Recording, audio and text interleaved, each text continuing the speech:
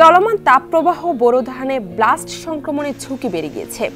এবছর বোরো আবাদের বাম্পার ফলনের আশা করা হচ্ছে, কিন্তু হঠাৎ তাপমাত্রা 40 ডিগ্রি ছাড়িয়ে যাওয়ায় হিট শকে মাঠের বোরো ধানের ক্ষয়ক্ষতির আশঙ্কা করছেন কৃষকরা। ওয়ালটন ফ্রিজ কিনে অনেকের মতো আপনিও হয়ে যেতে পারেন মিলেনিয়াল। সেরা পণ্যের সেরা অফার। এই সংক্রমণের ঝুঁকি এড়াতে বাড়তি সতর্কতা জারি করেছে কৃষি বিভাগ। সাথে ধানের হিট শক এড়াতেও নেওয়া হচ্ছে সতর্কতা। কৃষি বিভাগ বলছে, অধিকাংশ এলাকায় ধান পেকে ওঠায় তাপমাত্রা বাড়লেও ক্ষতির সংখ্যা কম। মাঠে মাঠে কৃষককে সচেতন করতেও কাজ শুরু করছে কৃষি বিভাগের মাঠ পর্যায়ের কর্মীরা। চলতি মৌসুমে জেলার 90,315 হেক্টর লক্ষ্যমাত্রার বিপরীতে বোরো ধানের আবাদ হয়েছে 89,266 হেক্টর জমিতে।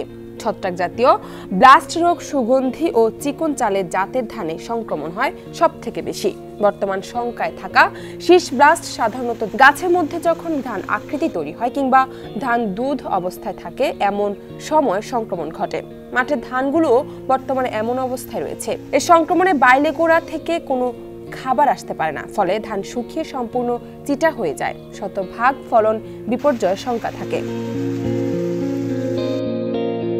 এমন পরিস্থিতিতে ধানের ফলন বিপর্যয় রোধে ব্লাস্ট সংক্রমণ এড়াতে অ্যাজোক্সট্রবিন ও ট্রাইফ্লক্সিস্ট্রবিন এর মিশ্রণ, ট্রাইসাইক্লোজাল সহ এ জাতীয় অন্যান্য গ্রুপের ছত্রাকনাশক স্প্রে করতে বলছে কৃষি বিভাগ। আমাদের যে অনুমোদিত ছত্রাকনাশক আছে ব্লাস্ট দমনের জন্য, এই অনুমোদিত ছত্রাকনাশক সঠিক মাত্রায় তারা আগে থেকেই প্রয়োগ করতে পারে, যেন আক্রমণ না হয়।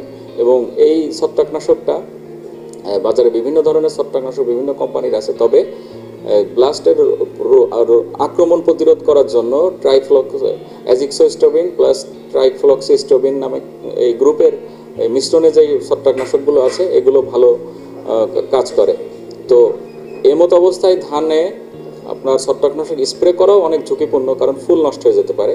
সেক্ষেত্রে স্প্রে করার সময়টা কৃষকদেরকে অবশ্যই উপযুক্ত সময় স্প্রে করতে হবে, এবং সেটা হলো অবশ্যই শেষ বিকেলে। আর না হলে দিনের বেলায় যদি রোদের ভিতরে স্প্রে করা হয়, ধানের ফুল নষ্ট হয়ে ব্লাস্ট ছাড়াও ধান নষ্ট হয়ে যেতে পারে ওষুধের কারণে।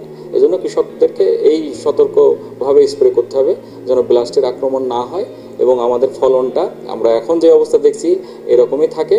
তাহলে আমাদের যে বাংলাদেশের যে আমাদের সোনার কৃষকরা যে খুশি হবে ধান পেয়ে, সেই হাসিটা আমরা দেখতে পাবো। তীব্র গরমে ধান হিট শকে আক্রান্ত হলে চিটা হয়ে যেতে পারে, ফলে হিট এড়াতে ধান গাছের গোড়ায় 5 থেকে 7 সেন্টিমিটার পানি রাখার নির্দেশনাও দেওয়া হচ্ছে। কৃষি বিভাগের এই সতর্ক বার্তা মেনে চললে কৃষকরা ধানের খুব ভালো ফলন পাবে। ঝিনাইদহ প্রতিনিধি শাহরিয়ার রহমান রকির পাঠানো তথ্যচিত্রে ডেস্ক রিপোর্ট সমকাল।